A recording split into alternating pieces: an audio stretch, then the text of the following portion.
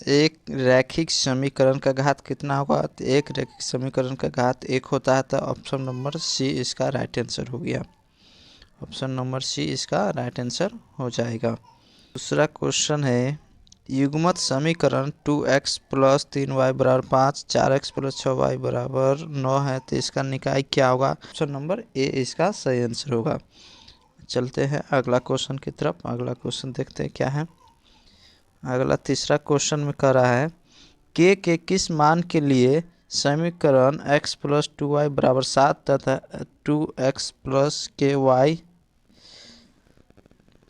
Y बराबर 14 संपाती होगा? तो इसका जो राइट आंसर होगा, राइट आंसर इसका जो हो जाएगा option number C. Right answer कौन सा हो जाएगा? ऑप्शन नंबर सी इसका राइट आंसर होगा। 4 राइट आंसर इसका 4 हो जाएगा। चौथा क्वेश्चन है, बहुपद 4x² माइनस 4x प्लस 1 के मूलों का गुणनफल होगा। तो इसका मूलों का जो गुणनफल होगा दोस्तों, ऑप्शन नंबर सी आंसर 1/4 हो जाएगा। ऑप्शन नंबर सी इसका राइट आंसर होगा। अगला क्वेश्चन में है, दो रैखिक समीकरणों के आलेख प्रतिच्छेदी रेखाएं हैं, तब रैखिक समीकरण का युग्म क्या होगा? कह रहा है कि दो को रैखिक समीकरण का आलेख यदि प्रतिच्छेद कर रहा है तो रैखिक समीकरण कौन सा हो सकता है? उसके लिए शर्त है, क्या शर्त है उसके लिए क्या होना चाहिए? केवल एक दल होगा, एक हल होगा, या अद्वितीय हल हो सकता है, या विरोधी हल हो सकता है। तो इसका जो राइट आंसर होगा ऑप्शन नंबर बी हो जाएगा इसका right answer. Option number B. आगे क्वेश्चन है छठा, कर दो रैखिक समीकरणों के आलेख समांतर रेखाएं हैं, तब रैखिक समीकरण का युग्म क्या होगा? तो यह समीकरण का युग्म क्या होगा? क्या पूछा है? समांतर। तो समांतर होने के लिए क्या होना चाहिए? कोई हल नहीं होना चाहिए, या एक हल है, दो हल है, या अनगिनत हल है। तो इसका जो राइट आंसर होगा ऑप्शन नंबर ए हो जाएगा। इसका right answer option number A होगा सही आंसर।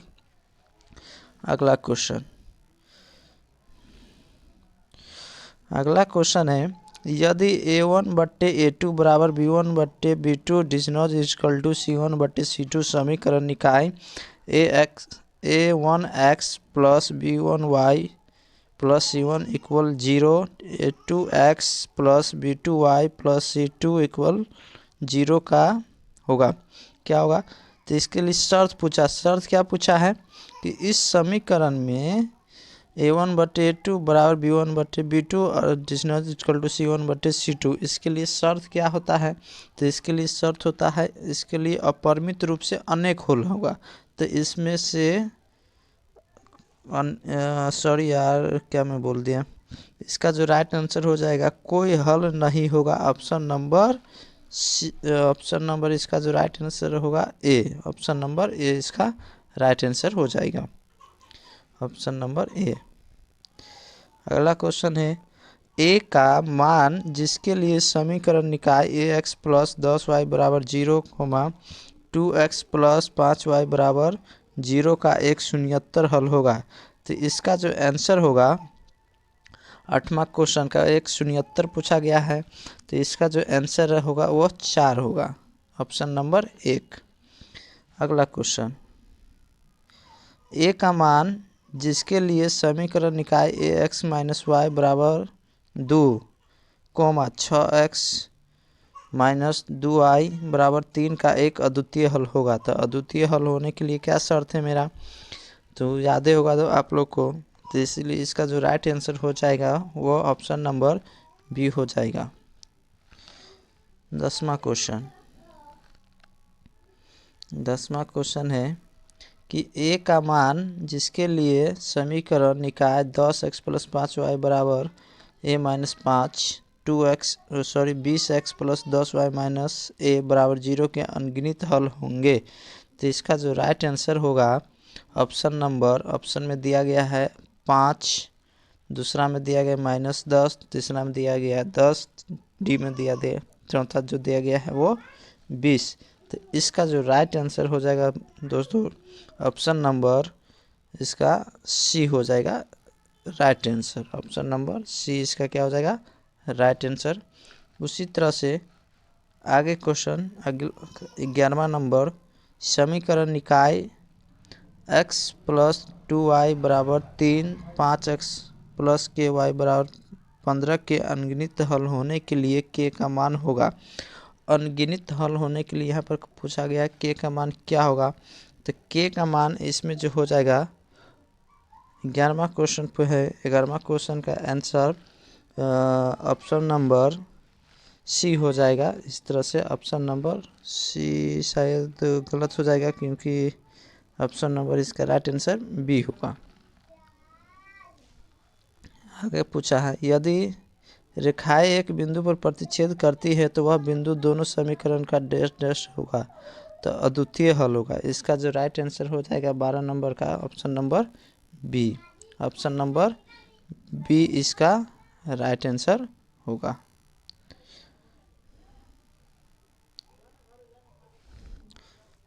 अगला क्वेश्चन है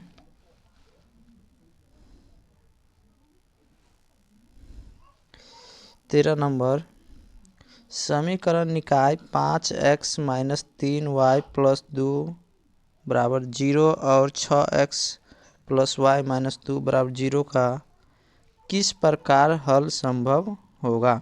इसका जो राइट आंसर होगा दोस्तों, वास्तविक एवं अद्वितीय। बी में दिया हल संभव नहीं है, सी में दिया अनेक हल है, डी में दिया गया है इनमें से कोई नहीं। डी में क्या दिया गया है, इनमें से कोई नहीं। तो इसका जो राइट आंसर होगा ऑप्शन ए हो जाएगा, वास्तविक एवं अद्वितीय हल होगा। अगला क्वेश्चन में चलेंगे 14 नंबर, समीकरण निकाय 2x प्लस ए वाई बराबर 1 और 3x माइनस 5y बराबर 7 में अचर ए के किस मान के लिए एक अद्वितीय हल होंगे। इसका जो राइट आंसर होगा ऑप्शन ए में दिया गया है ए बराबर 10/3, ए दिस नॉट इक्वल टू 10/3। इसके बाद ए बराबर 10, ये डी में दिया है ए बराबर दिस नॉट इक्वल टू 10। इसका जो राइट आंसर हो जाएगा 14 नंबर का ऑप्शन नंबर बी इसका राइट आंसर होगा। अगला क्वेश्चन देखेंगे 15 नंबर। इस क्वेश्चन में कहा गया है, समीकरण निकाय a1x plus b1y plus c1 बराबर 0 और a2x plus b2y plus c2 बराबर 0 का अद्वितीय हल होगा जब। तो अद्वितीय हल होने के लिए शर्त क्या है, तो इसका जो राइट आंसर हो जाएगा क्या, ऑप्शन नंबर सी। इसका जो राइट आंसर होगा ऑप्शन नंबर सी नंबर हो जाएगा राइट आंसर। अद्वितीय हल होने के लिए क्या होना है कि a1/a2 बराबर नहीं होना चाहिए b1/b2 के, इसलिए इसका जो राइट आंसर हो जाएगा ऑप्शन नंबर सी। अगला क्वेश्चन देखते हैं 16 नंबर, समीकरण x प्लस 2y बराबर 9 में यदि x बराबर 5 हो तो y का मान क्या होगा। करा कि ये x प्लस 2y बराबर 9 है तो x बराबर 5 दे दिया है, तो y का मान क्या होगा, यह समीकरण में पूछा गया। तो y का मान क्या होगा, तो देखो दोस्तों, हम x का मान कितना रखेंगे, 5 रखेंगे। x का मान कितना रखेंगे, 5 रखेंगे। देखिए, तो 5 प्लस 2y बराबर 9, तो क्या होगा, 5 इधर आ जाएगा तो क्या हो जाएगा माइनस में, तो घटाएंगे तो क्या हो जाएगा 4 हो जाएगा। इस तरह से हम लिख सकते हैं 2y बराबर 4, 2a कम 2 2 9 4, तो y का मान कितना होगा, y बराबर कितना हो जाएगा 2। तो इसीलिए इसका जो राइट आंसर होगा ऑप्शन नंबर बी इसका राइट आंसर होगा। y का मान कितना होगा, तो 2 होगा। y का मान कितना हो जाएगा दोस्तों, 2 होगा। अगला क्वेश्चन 17 नंबर, यदि रैखिक समीकरणों के आलेख एक बिंदु पर काटे तो समीकरण निकाय निम्नलिखित में से किस प्रकार का होगा। क्वेश्चन क्या है, कर यदि रैखिक समीकरणों के आलेख एक बिंदु पर काटेगा तो समीकरण निकाय का निम्नलिखित में से किस प्रकार होगा। विरोधी हो सकता है, कि आश्रित हो सकता है, कि अविरोधी हो सकता है, कि इनमें से कोई नहीं हो सकता है। तो एक बिंदु पर जब काट रहा है तो इसका मतलब क्या होगा, प्रतिच्छेदी। प्रतिच्छेदी यदि है तो वह समीकरण युग्म क्या कहलाएगा, अविरोधी कहलाएगा दोस्तों। क्या कहलाएगा, अविरोधी कहलाएगा। इस तरह से 17 नंबर का राइट आंसर हो जाएगा option number C, option C इसका राइट आंसर होगा। चलो अगले क्वेश्चन की ओर चलते हैं।